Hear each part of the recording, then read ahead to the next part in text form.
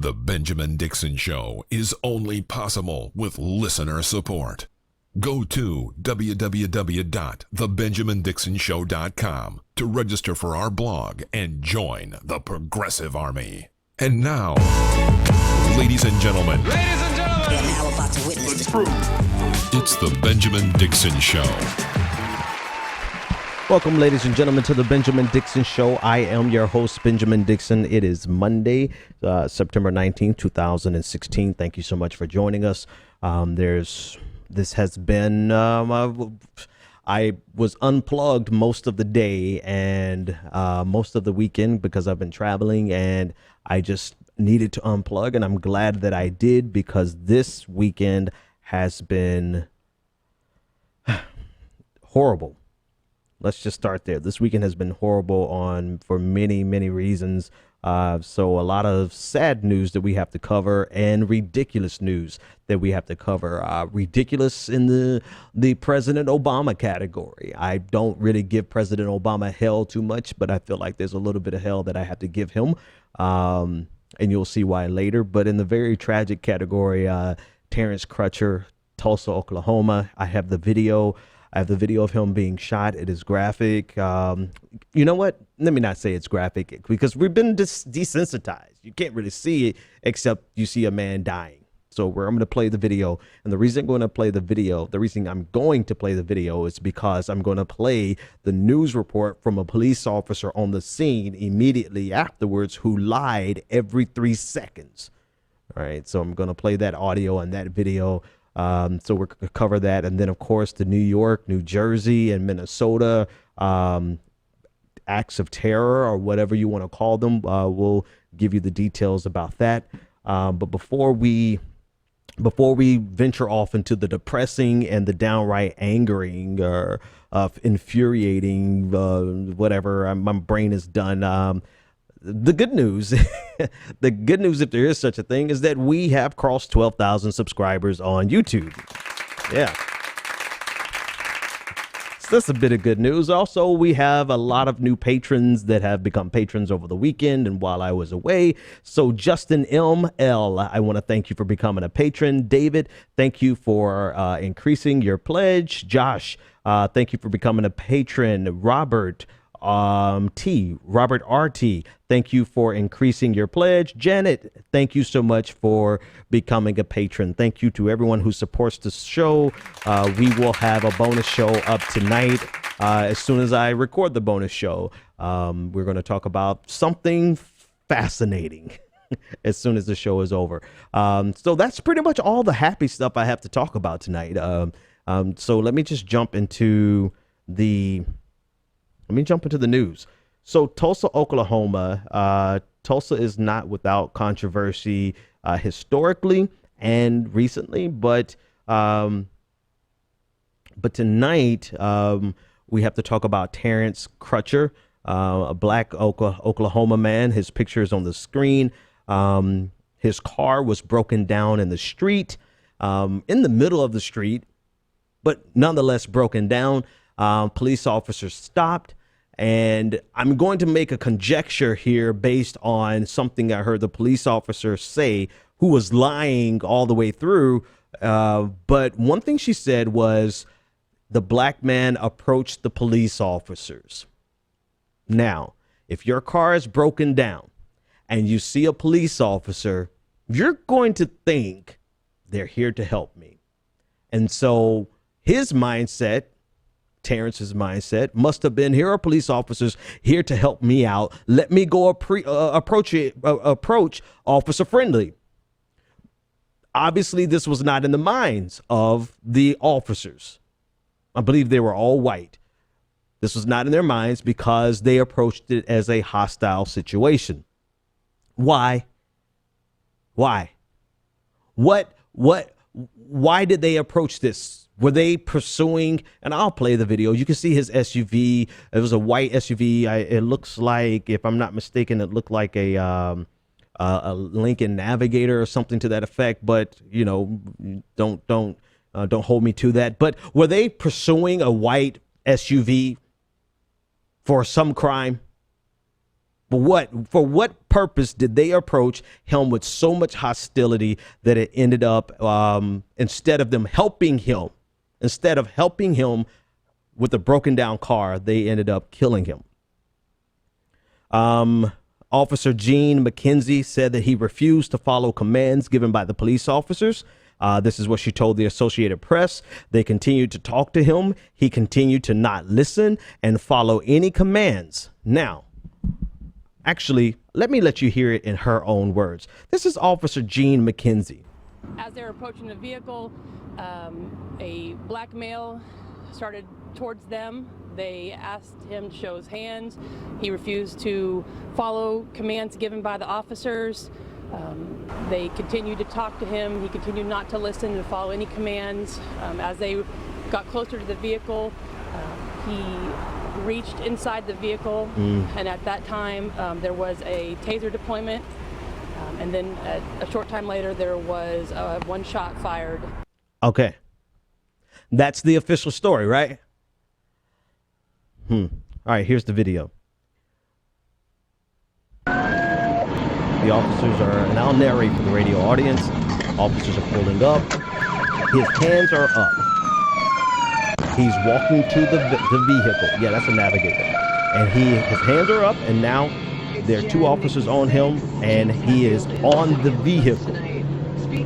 His hands are on the vehicle. Now two more officers are approaching him. One of the officers pulls a weapon, and first they taser him. He's on the ground, and then they shoot.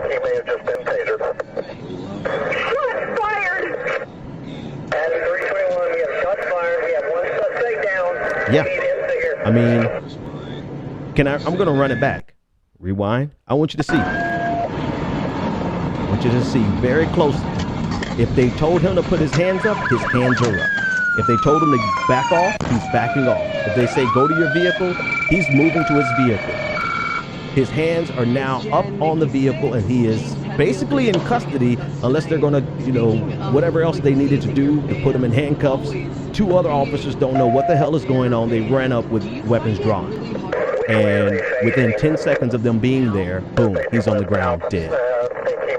Now, Gene McKenzie, tell me again what happened.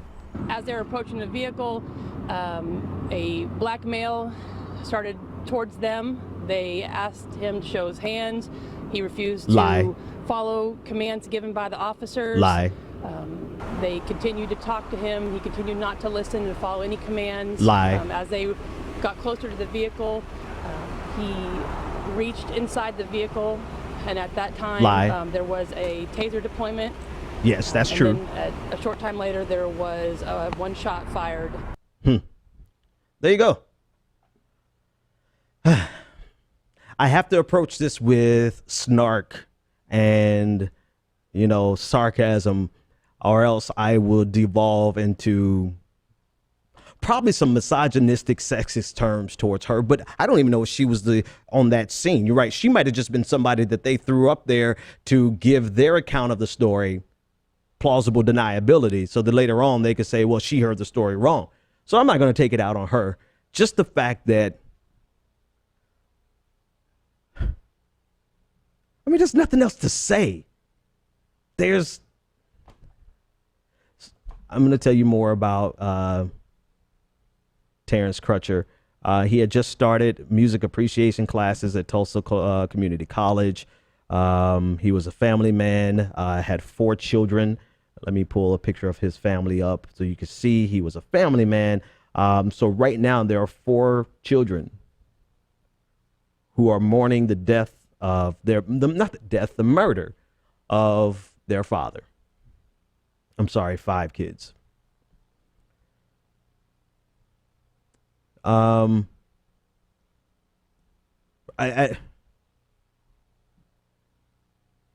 at a loss of words. I don't know. I don't even know what to say anymore. There's nothing else to say except for the fact that when police officers approach a scene and they have already made a conclusion in their mind because this person is black unless evidence comes out to say that they were looking for a black man in a white SUV who was broken down in the middle of the road, or he's fleeing, or unless something like that comes out, they had absolutely no reason to approach this with the violence and the. I'm just done, man. I'm done. Everybody should be done at this point. I mean, what are they going to do to justify this? How are they going to contort this? Right. And had the video not been, if the dash cam video had not come out, then the story would have been exactly what, Gene McKenzie or GN, or I don't know, probably Gene McKenzie said, right? That he approached the officers. Let's let her lie. Lie for me one more time, Gene. As they were approaching the vehicle, a black male started towards them.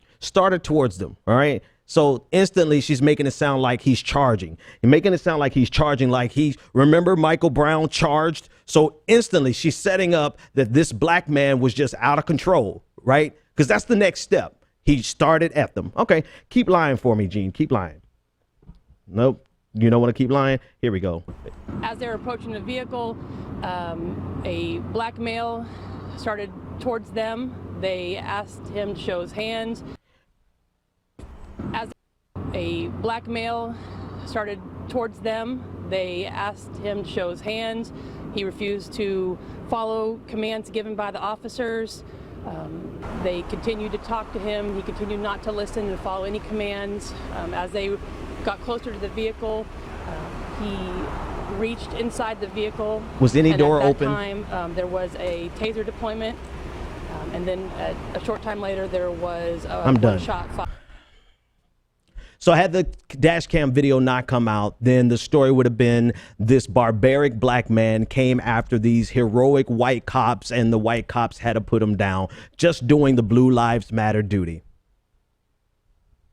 And even with the video, chances are there may not be an indictment. Chances are there won't be a conviction. Maybe.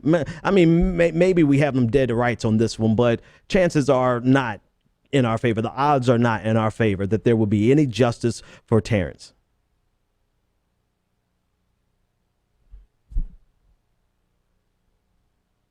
And there's nothing that I could say that I haven't already said so many times before, because how many times does this happen? To how many people does this happen? How frequently does this happen? And if you're saying, well, it happens to white people more, then, instead of using those white people as props, then you should be out there protesting on behalf of the white people who this because if this is happening to white people more as a percentage, which it's not, more as a raw number, yeah. If it's happening, then why the hell are you not out there protesting on their behalf? Why? Because you really don't care. All you care about the only thing those lives mean to you, those white lives mean to you, is the value that they have to be used as props against black people, to silence black protest. That's it, because you don't honestly think that black people have anything to complain about in America. Never mind that, you think slavery ended 400 years ago when it was just over 150 years. I mean, 2 70-year-old women back to back. There you go. That's slavery, right? Jim Crow in the last century. Redlining, the effects of redlining, the effects of segregation, the median income of African-American families being like just above the poverty line, 28% of African-Americans living in poverty. And on top of that, you have police officers who approach black people with such antipathy and fear, with such apprehension and just rage for no reason whatsoever. A man's car was broken down. On top of all of the historical problems, now we have white officers just shooting a black man, and you think Colin Kaepernick is being rude. You think Colin Kaepernick is being disrespectful.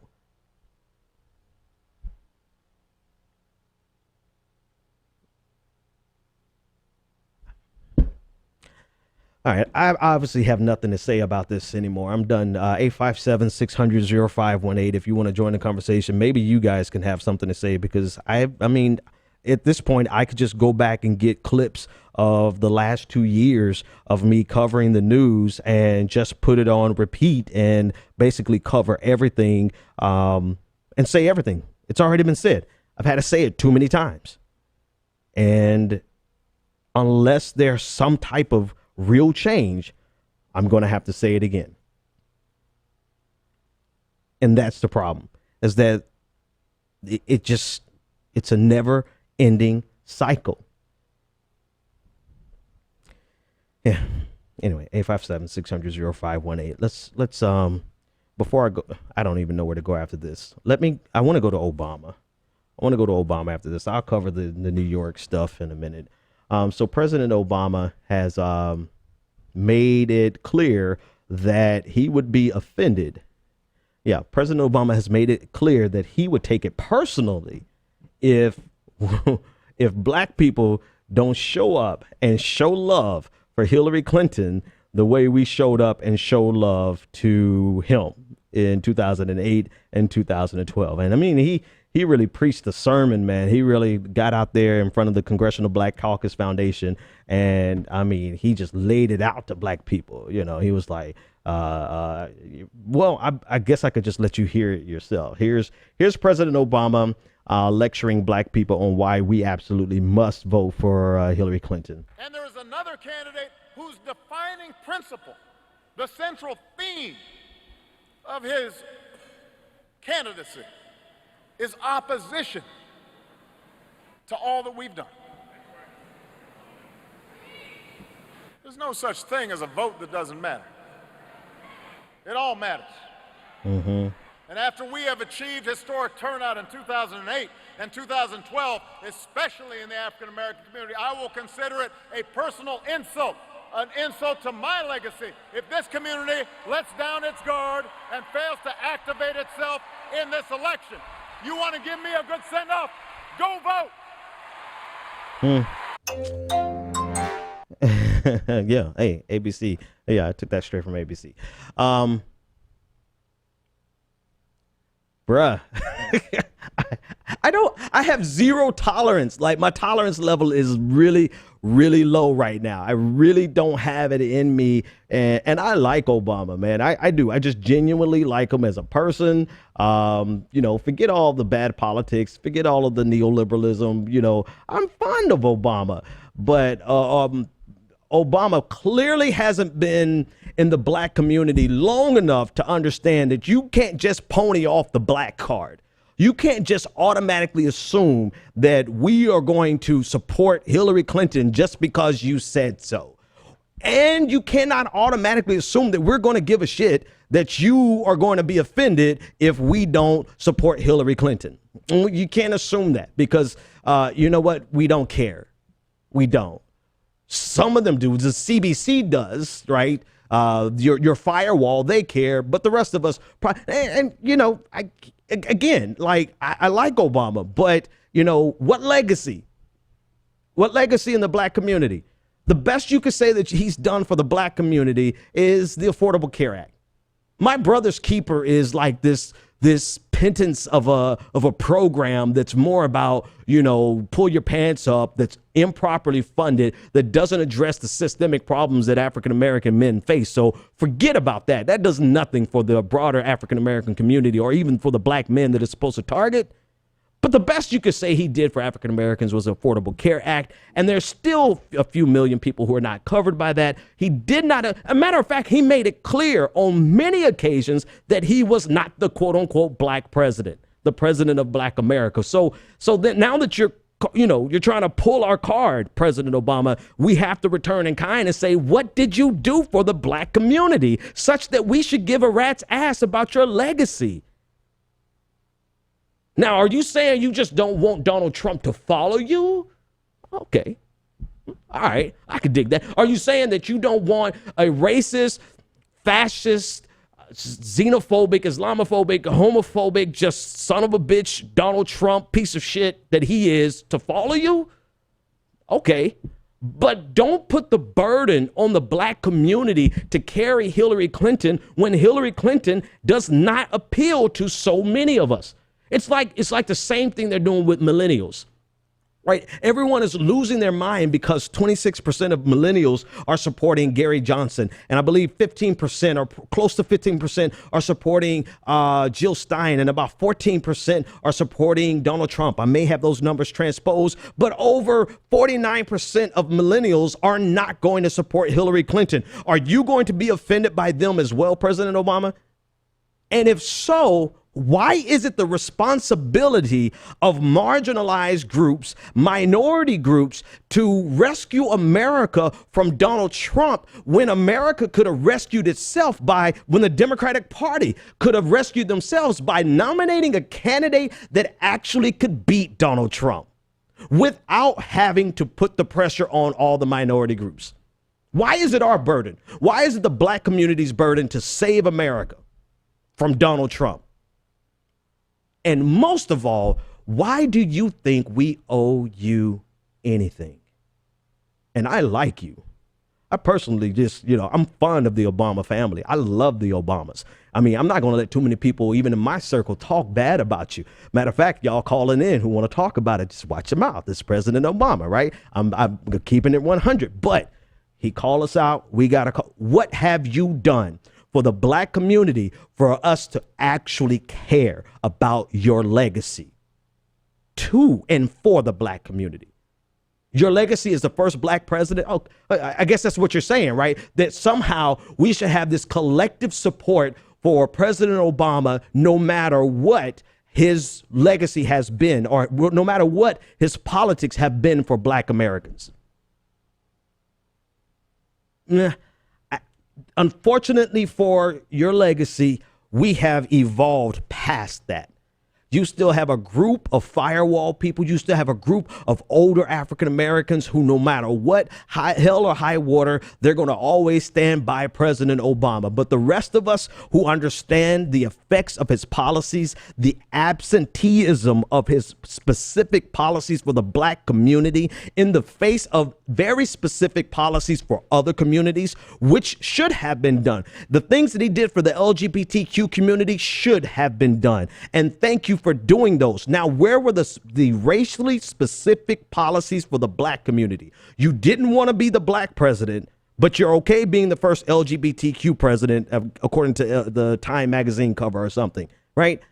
So if you can do a policy, which needed to be done, right? Matter of fact, let's that's your legacy. That's a great thing. Affordable Care Act. That's not specific to the black community, but that's your legacy. Congratulations. But what have you done specifically for African Americans such that we owe you a favor? And yes, voting for Hillary Clinton, for those of us who really don't care and don't like Hillary Clinton, that would be the ultimate favor for somebody to call in. And I'm not feeling it. I'm not going to do it. Matter of fact, I think there's a lot of people who are not going to do it. So, I mean, just be prepared to be upset, President Obama. I'm not voting for Hillary Clinton. I'm pretty much tired of this election. I'm voting for Jill Stein. We're in Massachusetts. Donald Trump wins. Donald Trump wins at this point. If Donald Trump wins, it will not be the fault of African Americans. I don't care what. If Donald Trump wins, it will be the fault of Hillary Clinton being a weak candidate. There is no reason in hell that anyone, you should be able to take Gumby and run Gumby against Donald Trump and blow him out by a landslide. But you had to go and pick Hillary Clinton, the one that millennials overwhelmingly, almost a 50-50 split. You got a 50-50 shot. Go grab a millennial. 50-50 chance they don't want to support Hillary Clinton. They're not supporting Hillary Clinton. And yet it's somehow at what point does the Democratic Party take responsibility for running a weak candidate? Running a candidate who can't blow Donald Trump out of the water without running 100% propaganda machine on full blast. They've had to pull out all the stops. Every news station, every news station has bent their approach of trying to appear unbiased, and they've gone full out against Donald Trump. Right? Which, okay, fine. He's a neo-fascist sympathizer, right? So fine. Go and do that. Yet and still, despite almost all of the media being against Donald Trump, which they should be because he should never become president, yet and still Hillary Clinton is now down in the polls against him. Maybe not the average of polls. I haven't seen the average of polls today, but she's not running. I mean, everything is working in her favor. Everything is working in her favor. Every news station is working in her favor. Every politician, Republican politicians are now on her side. Neoconservative foreign policy hawks are on her side. I mean, she's got everything going for her, and yet and still, she can't beat Donald Trump without you coming and putting a guilt trip on black people. Nah, bruh. Sorry, President Obama. That's not how it works. That's not how any of this works. It's not how it works. Caller, you're live on the air. What's your name? Hi, Ben. This is Vita from San Leandro. Hey, how's it going? I'm so glad to hear your voice, and I'm so just so many things that the DNC has done from the beginning of this election process, the primaries. The DNC has been so corrupt and so concerned only with a certain group of elite people and corporations, that they played identity politics from gender to race, the emails, from the ballots missing, the fraud, not putting money in within the DNC, and hiring different minority corporations and agencies and pollsters. They have this elitism where they feel that, quote, mostly white Caucasian people are only the smartest people that can do the work inside the DNC and the corporations that they hire. And then they want to do the ground game. And then especially this last email leak about the Black Lives Matter, how to talk to them, how not to talk to policy about, get them in small groups. And then you go over here and say that you're going to look for the Republicans, and then on the DNC committees, you had Republican corporate people, even also them having opportunity to be delegates, super delegates, and then how the whole process, everything, how it comes out. Yeah. And when you tell so many lies, if you can't remember the last one that you told, and you don't think that people are smart enough to read and gather information. And then President Obama, I watched that CDC forum stuff. It was just so ridiculous. Donna Brazile was her in the post the other day telling us we better get out and vote because your life and it's like making up a stew, making up a root and cooking, and if you don't put the oil in there right. I said it was just so. And then how the black politicians come out, they put them on Front Street. They look so ignorant and so stupid. I mean, how they have the CBC, the PACs and stuff, how they get out there and do this coon dance. And then President Obama, he gonna tell us about how we need to pull our pants up and all this crap. His daughter Malia was pulling her damn skirt up, showing her ass, smoking weed, and sitting in the room with like 7 freaking white boys with these pipes, smoking weed pipes. And what kind of friends? What kind of parenting are they doing? Well, ain't nothing wrong with showing your ass and smoking a little weed. Now, I'm a vouch for her on showing your ass and smoking some weed because that's what you do as a teenager. But I get your point.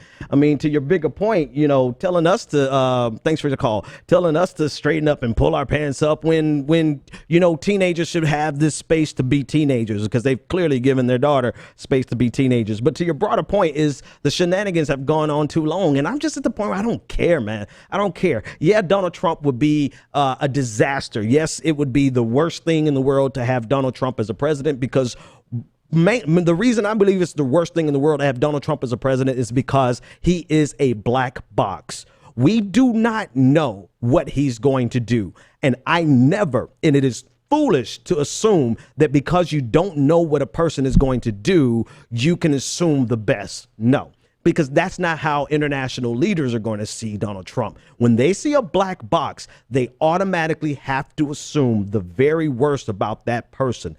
Donald Trump is a black box, and he's going to elicit the type of responses that would inevitably lead to conflict, whether he wants to or not. He is unpredictable and he is unstable. Now, all that said, y'all are not going to make it our fault that he wins.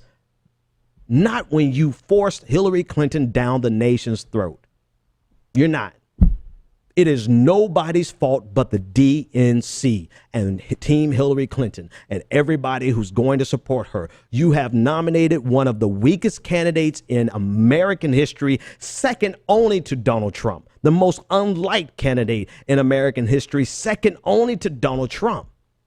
And you expect us to feel some type of remorse or guilt because she can't beat Donald Trump without us begrudgingly giving her our support when she has done nothing to earn our support except spit in our face on policies that are important to us and dismiss us by embracing the far right neoconservative foreign policy hawks and embracing the far right neoliberal economic policies of the Republican Party while embracing a Tim Kaine? I'm sorry. I absolutely don't care anymore. I don't. It's nobody. You know why I don't care? Because you can only threaten people so much and so long and so far before they get to the point where they completely don't care. First, you threatened us and said if you're supporting Bernie Sanders over Hillary Clinton, it's because you're a sexist. And if you're not a sexist, you have to vote for Hillary Clinton. You threatened us that way. Now it's Donald Trump is going to end the world. And so you have to vote for Hillary Clinton. Now it's Obama's black legacy. And if you want to love Obama, then you got to support Hillary Clinton. I mean, you threatened us with one too many things. And I'm just at the point where I do not care. It's not my job to force Hillary Clinton into office. That's the job of all the people pandering propaganda. That's the job of Joy-Ann Reid. That's the job of Jonathan Capehart. That's the job of President Obama. That's y'all job. And, I can't help it if you have damaged goods that nobody, about 50-50 won. All right, so here are the polls. The average of polls right now, Hillary Clinton is well within the margin of error. She's only leading Donald Trump by 0.7% when you equate in Jill Stein and Gary Johnson. Clinton is at 41%. Donald Trump is 40.3%. Jill Stein is at 3.1%, and Gary Johnson is at 8.6%.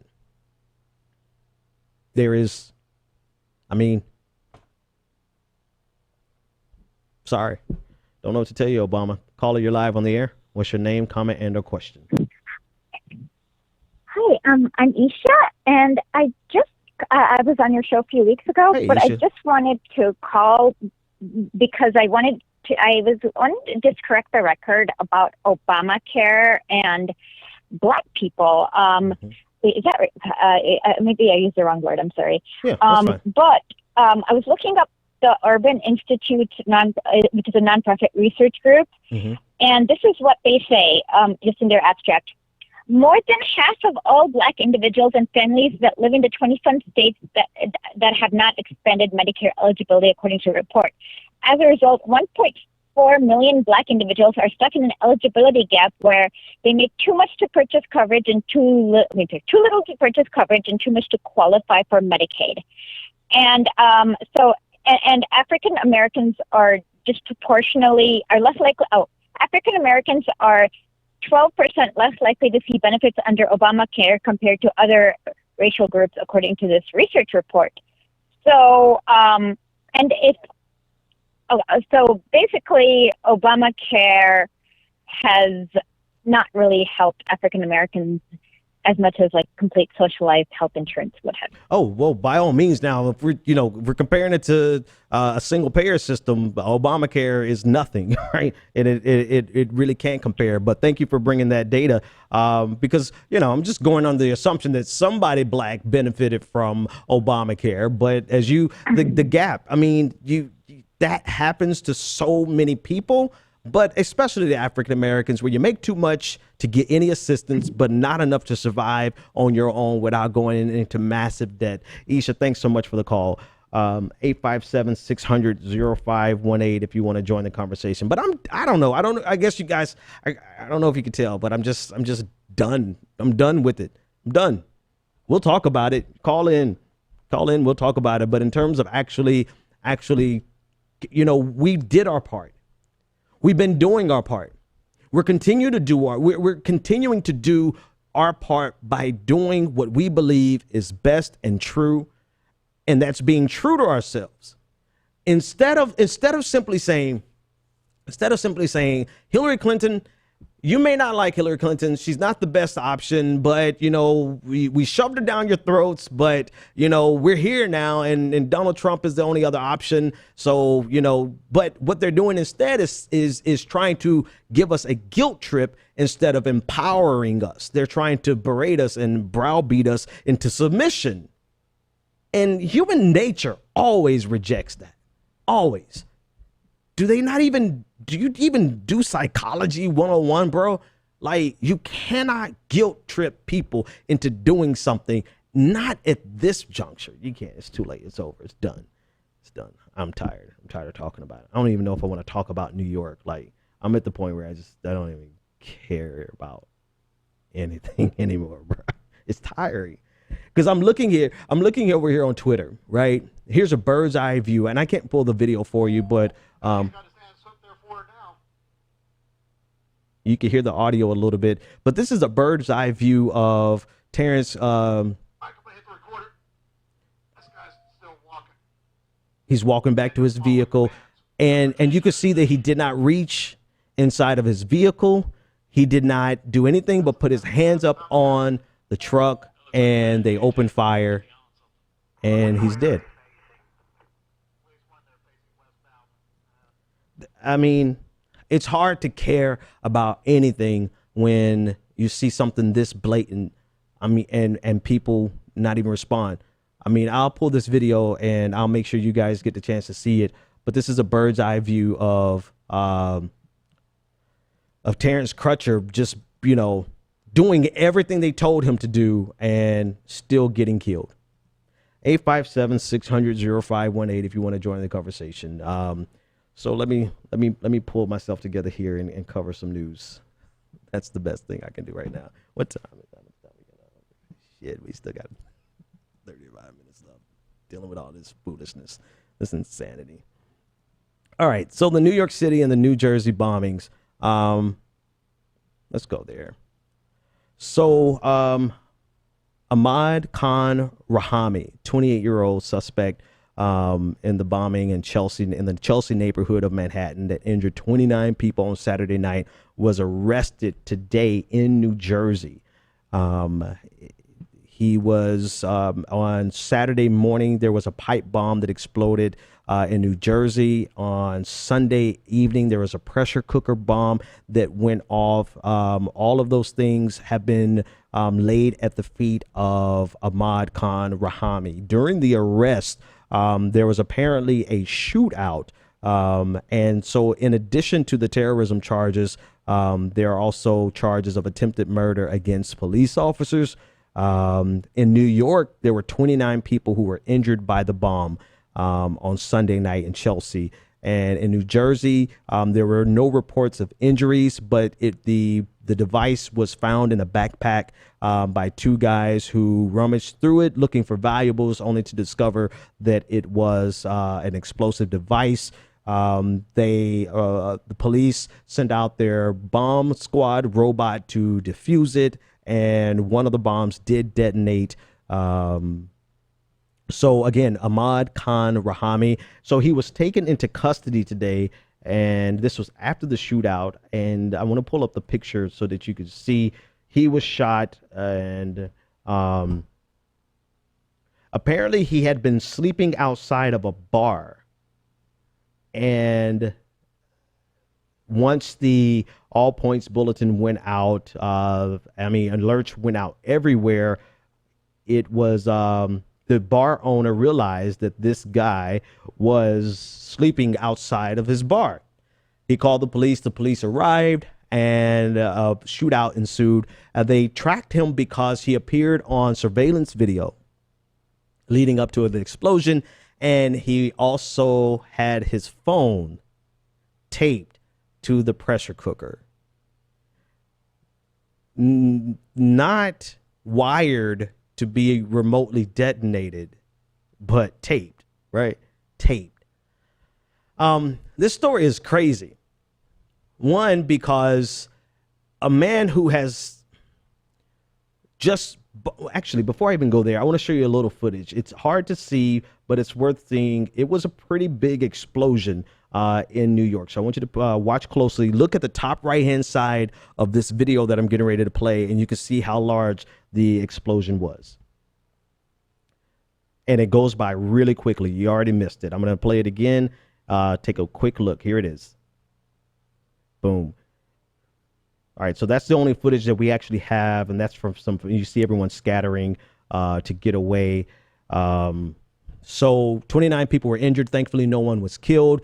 Of course, it's being cast as an act of terrorism.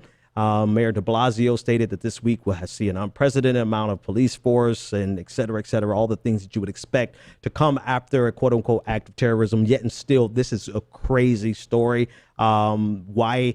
Number one, in addition to teaching, well, they're trying to figure out if he's part of a larger cell. That hasn't been concluded. There's, as far as starting this broadcast, I didn't see anything saying that he had been connected with a broader cell.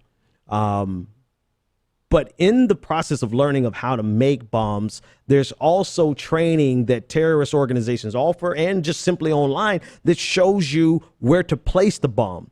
And a lot of people, well, some of the reports coming from this story stated that the bomb was sophisticated, but the placement of the bomb was very inept.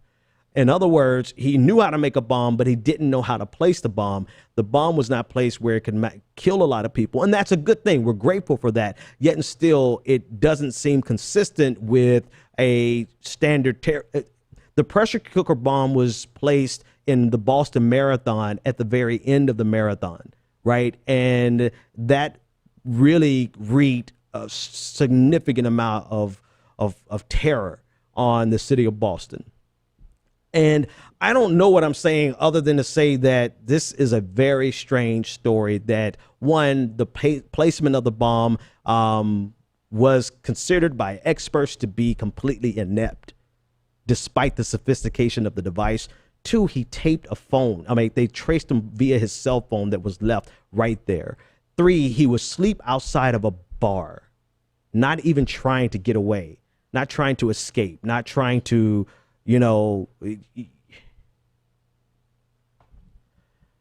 So either this guy is just by far the strangest outlier that we've ever seen for a terrorist, or this is just insanity. I don't know, but that's what's happening in New York and New Jersey. Also over the weekend was, or last week, at the end of last week on Saturday night, actually, there was a stabbing in Minnesota. Not a single stabbing, but multiple stabbings. 10 people stabbed by, I want to pronounce his last name is Adan, Tahir Adan. The FBI are calling this attack a potential act of terrorism, but there has been no evidence tying the suspect directly to terrorist groups. However, ISIS did take credit for this attack. And I don't put much. Then the picture on your screen is the picture of Tahir Adan. So Adan was a private security guard And he was allegedly on his way in. He had been described as joyful, as happy. He was on his way to the mall in St. Cloud, Minnesota, to buy the new iPhone 7. And somehow his trip to the mall to buy the iPhone 7 ended up turning into a massive stabbing spree where he stabbed 10 people. And then he was subsequently shot by police.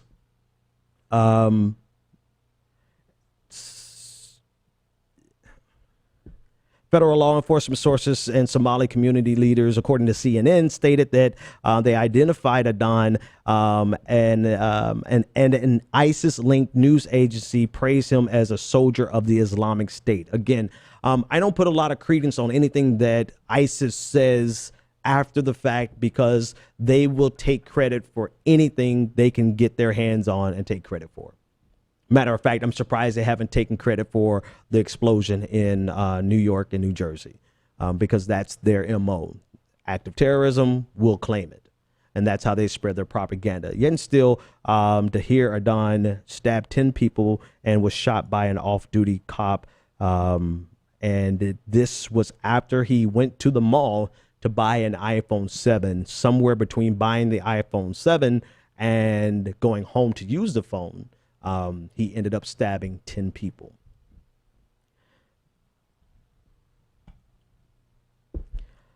Man,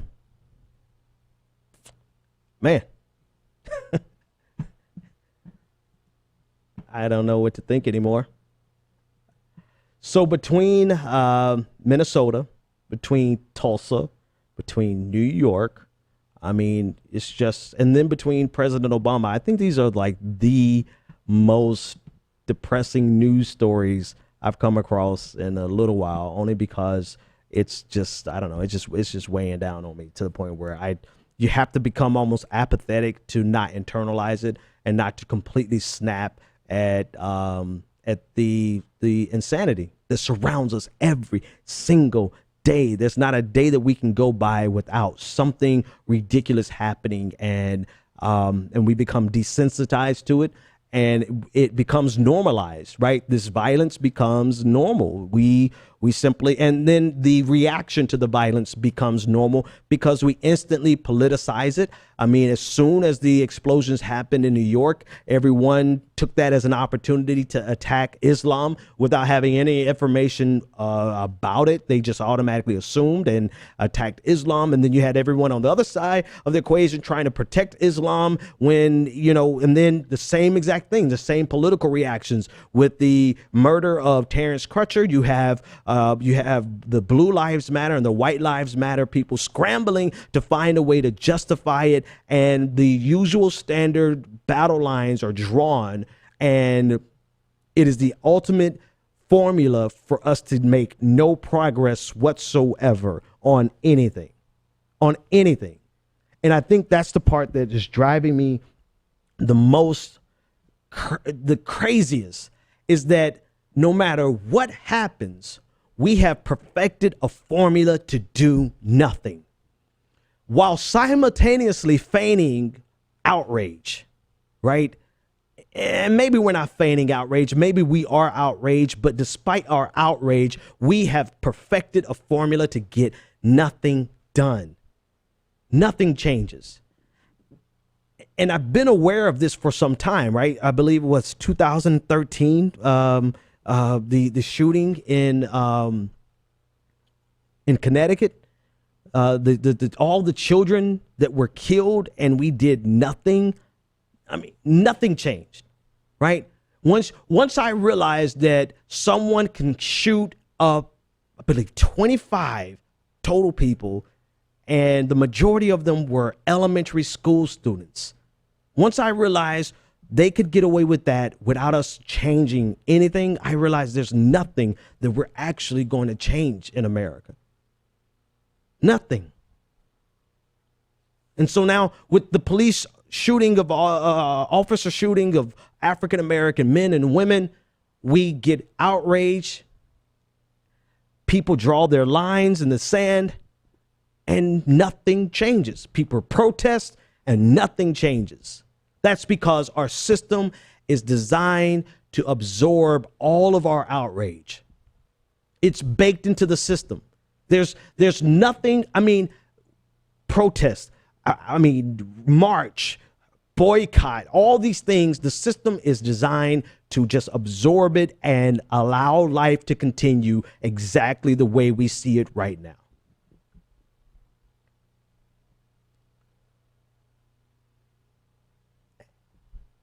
I always like to ask the question, why? Why is it that we're not capable of changing anything, or who benefits? Even better question is like, who benefits from nothing ever changing? And I can't even get to that part tonight. I can't even get to the deeper conversation of who benefits from nothing ever changing. I can list them, right? The NRA benefits, the gun manufacturers benefit, the police unions benefit. The police officers themselves benefit because you shoot a cop and you become a hero, according to Tupac. And it's true. Darian Wilson out of Ferguson, made hundreds of thousands of dollars after he killed Michael Brown. So I can list the people who benefit from nothing changing. But I can't even get to there emotionally today because it's just mind blowing that nothing ever changes. And so, unfortunately, I have to predict that in about another week, we'll be right back here. We'll be right back here with someone else being shot by the police, with some act of terror, whether we know the root, and without us ever addressing the causes of terror. With the only thing we do is that we try to bomb it out of existence and never address any of the underlying situations that lead to it. We never talk about the radicalization or why these young men are so, even within America, forget overseas, just here in America, why it's so easy for young men, white men and young men of Middle Eastern descent to become radicalized. Hell, I got to throw black people in there now. Young black men becoming radicalized and going out and committing acts of terror. We don't ever address the underlying circumstances. All we want to do is bomb it out of existence, shoot it out of existence. So not only are we not going to change anything about gun violence in America, we're not going to change anything about police violence against black people and against any people in America. We're not going to address anything about the radicalization that leads to quote unquote terrorism. And so next week, we'll be back with the same exact type of stories. I would have to Google all of my videos to tell you all of the black people I've reported on being killed by the police just in 2 years. The only names I remember are the names that I have to call out on a regular basis. I can't say their names because I can't remember all their names. I can't tell you how many acts of terror or quote unquote terror are we going to have to address because nothing ever changes. And I don't really want to, but I guess I will. My mind is going here, so I might as well go here. A large part of the frustration that people feel, the exasperation, the just being fatigued, it's exacerbated by poverty. It's exacerbated by frustration with their plight in this what they thought was going to be the American dream. And ultimately it became a nightmare. It's the fact that they're living without the ability to enjoy life. They are constantly berated by their financial situation. And we pay absolutely zero attention to that whatsoever. We pay zero attention. We don't allow the conversation to go and to actually discuss. And this is not just something that's a problem on the right. It's actually a problem on the left too. On the left, we don't allow ourselves we don't give space to moderate Muslims to address the problems that are pervasive, not pervasive, the problems that exist in Islam, because we automatically try to protect them from any criticism whatsoever. But at the same time, it's the reason we react like that is because as soon as something happens, the right automatically tries to make it a crusade against Islam. And so we're stuck in this battle where we're incapable of addressing the underlying issues of any problem. Anything.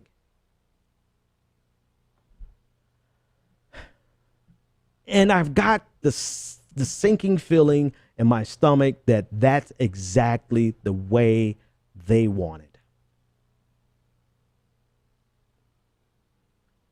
And you could fill in the they for yourself. I can't fill it in for you tonight. I can't. I don't have it. I don't have it in me to do. I don't have it. All right, folks. I'm going to sign off early tonight just because I don't have it tonight. It's just too much going on. It's too crazy. It's just stupidity everywhere. It's insane. So with that, the bonus show will be up shortly. Join us for the bonus show. If you want to support the Benjamin Dixon Show, go to patreon.com/the BPD show. Become a patron, subscribe. We crossed 12,000 subscribers on YouTube. We crossed, I think we're almost at 13,000 on Spreaker. So you guys are a wonderful support group. Hopefully tomorrow we'll have some news that doesn't just drain the life out of me. But as far as tonight, that's all I've got.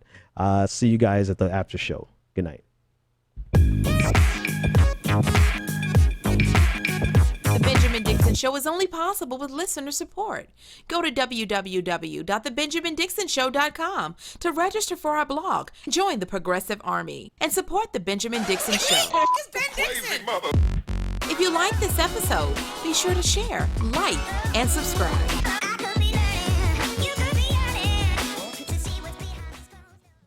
Consider becoming a Patreon. Go to www.patreon.com/the BPD show and support The Benjamin Dixon Show.